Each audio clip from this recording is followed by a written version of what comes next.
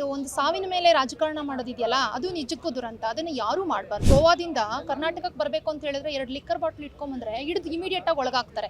ಆ ತರದ ಒಂದು ಭದ್ರತೆ ಈ ಕರ್ನಾಟಕದಲ್ಲೇ ಇರಬೇಕಾದ್ರೆ ನಾವು ಅಲ್ಲಿ ಅದು ಎಂತ ಸೂಕ್ಷ್ಮವಾದ ಜಾಗ. ಇದನ್ನ ಒಂದ್ ರೀತಿ ಎಲ್ಲೋ ಧರ್ಮಗಳ ನಡುವೆ ತಂದಾಕುವಂತ ಕೆಲಸ ಈ ಸಾವನಲ್ಲೂ ಮಾಡ್ತಾ ಇದ್ದಾರೆ. ಇದನ್ನ ಮೊದಲು ಬಿಜೆಪಿಗರು ಬಿಡಬೇಕು. ಪ್ರತಾಪ್ ಸಿಂಹ ಅವರು ಗುತ್ತಿಗೆ ತಗೋಬಿಟ್ಟಿದ್ದಾರೆ ಅಂತ ಕಾಣುತ್ತೆ. ಏನೋ ನಡೀತು, ಒಂದ್ ಸಾವಾಯ್ತು, ಆ ಸಾವನ್ ತಗೊಂಡ್ ಬಂದ್ಬಿಟ್ಟು ಎಲ್ಲ ಅದಕ್ಕೂ ಒಂದ್ ರೀತಿ ಧರ್ಮದ ದಿಕ್ಕನ್ನ ತೋರಿಸಂತದ್ದು. ನಿನ್ನೆ ವಿಜಯೇಂದ್ರ ಅವರು ಒಂದು ಹೇಳಿಕೆ ಕೊಟ್ಟಿದ್ದಾರೆ. ಏನಂತ ಹೇಳಿ, ಪ್ರಧಾನಮಂತ್ರಿಗಳು ಬಳೆ ತೊಟ್ಕೊಂಡು ಕೂತಿಲ್ಲ ಅಂತ ಹೇಳ್ಬಿಟ್ಟು. ಭಾರತ ದೇಶದಲ್ಲಿ ನಮ್ಮ ಹಿಂದೂ ಸಂಪ್ರದಾಯದಲ್ಲಿ ಹೆಣ್ಣು ಮಕ್ಕಳು ಬಳೆ ತೊಟ್ಕೊಂಡು ಸಂಭ್ರಮ ಪಡೋದು, ಮುಡಿಗೆ ಹೂ ಮುಟ್ಕೊಂಡು ಸಂಭ್ರಮ ಪಡೋದು, ಹಣೆಗೆ ಕುಂಕುಮ ಹಚ್ಕೊಂಡು ಸಂಭ್ರಮ ಪಡೋದು, ಇದೆಲ್ಲ ನಮ್ಮ ಹಕ್ಕು. ಸೀರೆ ಹುಟ್ಟಂತ ಒಬ್ಬ ಮಹಿಳೆ ಇಂದಿರಾ ಗಾಂಧಿ ಅವರು ತೊಟ್ಲು ತೂಗ್ತಾ ಇದ್ದವರು ಇಡೀ ದೇಶವನ್ನ ಹಾಳಿದ್ರು ಅಂತ ಎಲ್ರಿಗೂ ಗೊತ್ತಿರ್ತಕ್ಕಂಥ ವಿಷಯ. ಅವ್ರ ಕೈಗೆ ಬಂದೂಕೆ ಹೇಗೆ ಸಿಕ್ತು? ಅವರು ರೈಫಲ್ ನ ಅಲೋ ಮಾಡಿದ ಹೇಗೆ? ಅಷ್ಟೊಂದು ಸೆಕ್ಯೂರಿಟಿ ಲ್ಯಾಬ್ಸ್ ಆಗಂತ. ಪುಲ್ವಾಮಾದಲ್ಲಿ ಸತ್ತಂತ ಯೋಧರಿಗೆ ಸಾವಿಗೆ ನ್ಯಾಯ ಸಿಕ್ತಾ? ಗಲ್ವಾನ್ ಕಣಿವೆಯಲ್ಲಿ ಸತ್ತಂತ ಯೋಧರಿಗೆ ನ್ಯಾಯ ಸಿಕ್ತಾ? ಅವ್ರ ಸಾವಿಗೆ ನ್ಯಾಯ ಸಿಕ್ತಾ? ಇವರ ಒಂದು ಭದ್ರತೆಯ ವೈಫಲ್ಯದಿಂದಾಗಿ ಇವತ್ತು ಎಷ್ಟೋ ಜನ ಅಮಾಯಕರು ತೀರ್ಕೊಳ್ಳಂಗಾಯ್ತಲ್ಲ ಸರ್. ಕಾಮನ್ ಆಗಿ ಒಂದು ಶವದ ಮೇಲೆ ರಾಜಕಾರಣ ಮಾಡ್ತಕ್ಕಂಥದ್ದನ್ನ ಇನ್ಮೇಲಾದ್ರೂ ಬಿಡಬೇಕು. ಧರ್ಮಗಳ ನಡುವೆ ತಂದಿಡೋ ಅಂತದನ್ನ ಎಲ್ಲೋ ಒಂದು ಕಡೆ ಬಿಡಬೇಕು. ಜಮ್ಮು ಕಾಶ್ಮೀರದಲ್ಲಿ ನಡೆದಿರುವಂತಹ ಬಲ್ಗಾಮ್ ಘಟನೆ ಇಡೀ ದೇಶಾದ್ಯಂತ ಎಲ್ಲರೂ ಕೂಡ ಖಂಡಿಸ್ತಾ ಇದ್ದಾರೆ.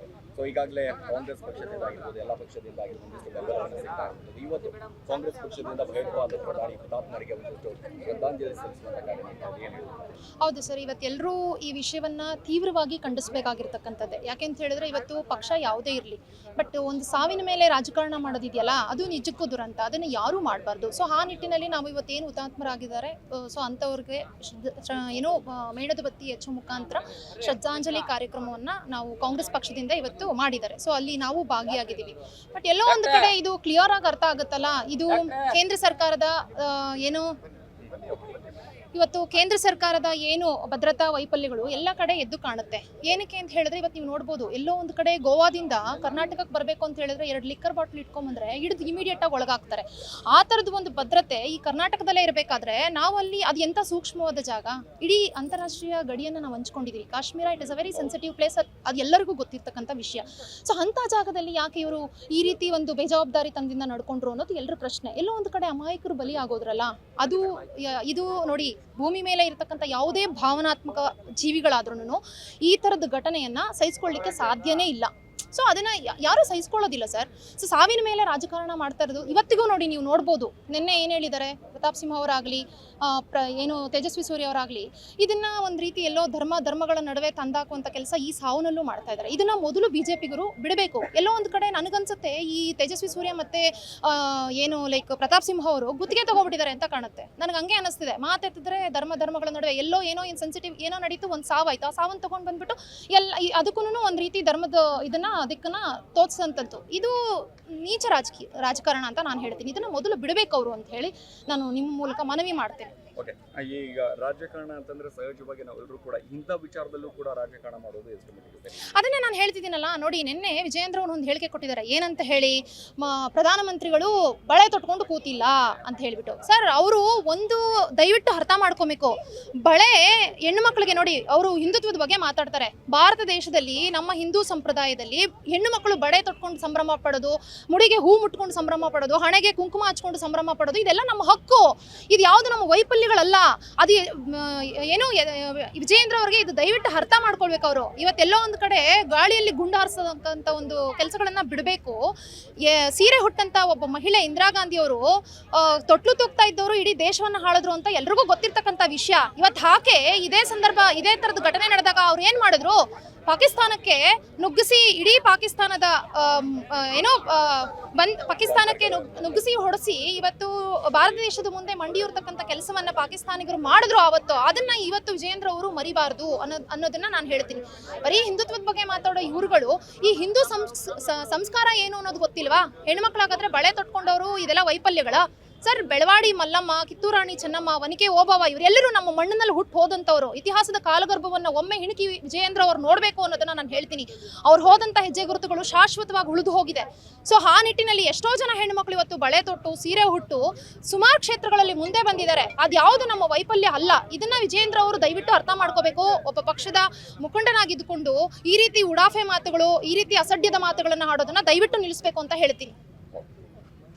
ಹೆಣ್ಣು ಅಬಲೆ ಅಲ್ಲ, ಇಂದಿರಾ ಗಾಂಧಿ ಅಂತವರೇ ಇಂಥ ಒಂದು ಸನ್ನಿವೇಶವನ್ನು ಬಹಳ ದಿಟ್ಟವಾಗಿ ಎದುರಿಸಿ ಒಂದು ನ್ಯಾಯವನ್ನು ಕೊಡಿಸಿದ್ರು. ಹಾಗಾಗಿ ವಿಜಯೇಂದ್ರ ಅವರು ಹೇಳಿರ್ತಕ್ಕಂಥ ಹೆಣ್ಮಕ್ಳು ಬಳೆ ತೊಟ್ಕೋಬಾರ್ದು ಅಂತ ಹೇಳಿಕೆಯನ್ನು ನಾವು ಮಹಿಳೆಯರೆಲ್ಲ ಖಂಡಿಸ್ತೀವಿ.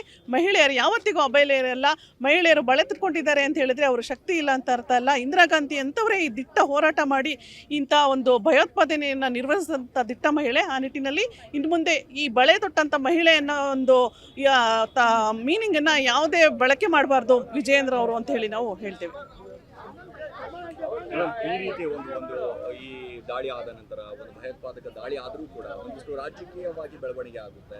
ಒಂದ್ ಕಡೆ ಕಾಂಗ್ರೆಸ್ ಪಕ್ಷ ಆಗಿರ್ಬೋದು, ಒಂದ್ ಕಡೆ ಬಿಜೆಪಿ ಪಕ್ಷ, ಒಂದಿಷ್ಟು ರಾಜಕೀಯ ಇದರಲ್ಲೂ ಕೂಡ ರಾಜಕೀಯ ಹುಡುಕೋದು ಅವಶ್ಯಕತೆ ಇದೆಯಾ ಅಂತ.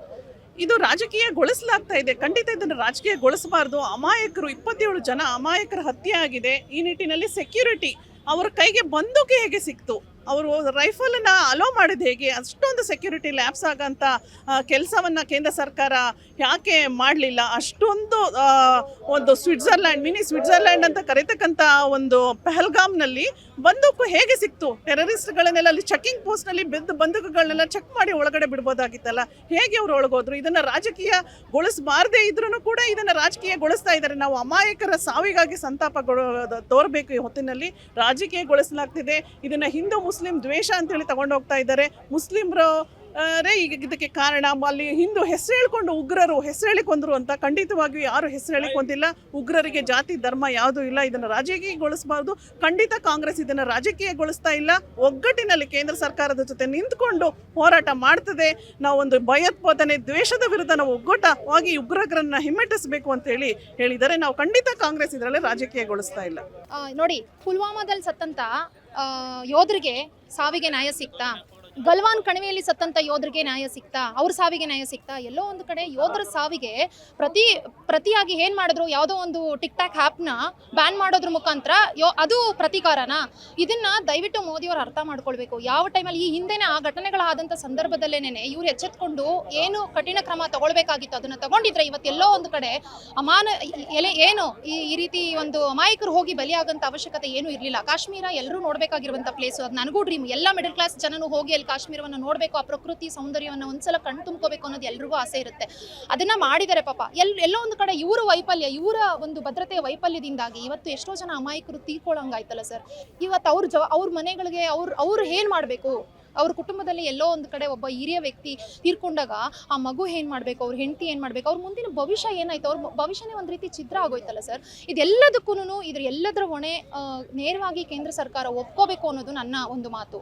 ಅಟ್ ದ ಸೇಮ್ ಟೈಮ್ ಇವರೆಲ್ಲೋ ಒಂದು ಕಡೆ ಏನು ಕಾಮನ್ ಆಗಿ ಒಂದು ಶವದ ಮೇಲೆ ರಾಜಕಾರಣ ಮಾಡ್ತಕ್ಕಂಥದ್ದನ್ನ ಇನ್ಮೇಲಾದರೂ ಬಿಡಬೇಕು.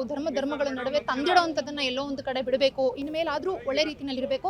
ಕೇಂದ್ರ ಸರ್ಕಾರವು ಇವತ್ತೆಲ್ಲೋ ಒಂದು ಕಡೆ ಭಾರತದಲ್ಲಿ ಏನು ಟೆರರಿಸಂ ಅಂತ್ಯ ಮಾಡಿ ಅವರನ್ನ ಮೊಟ್ಟ ಹಾಕೋದಕ್ಕೋಸ್ಕರ ಯಾವುದೇ ಕ್ರಮಗಳನ್ನು ತಗೊಂಡ್ರು ಕೂಡ ನಾವೆಲ್ಲರೂ ಅವರ ಪರವಾಗಿ ನಿಂತ್ಕೊಳ್ತೀವಿ, ಅವ್ರಿಗೆ ನಾವು ಬೆಂಬಲಿಸ್ತೀವಿ ಅಂತ ಹೇಳ್ತಕ್ಕಂಥ ಮಾತನ್ನ ನಾನು ಹೇಳಲಿಕ್ಕೆ ಇಷ್ಟಪಡ್ತೀನಿ. ಹೆಚ್ಚಿನ ಸುದ್ದಿಗಳಿಗಾಗಿ ನಮ್ಮ ಚಾನೆಲ್ನ ಸಬ್ಸ್ಕ್ರೈಬ್ ಮಾಡಿ.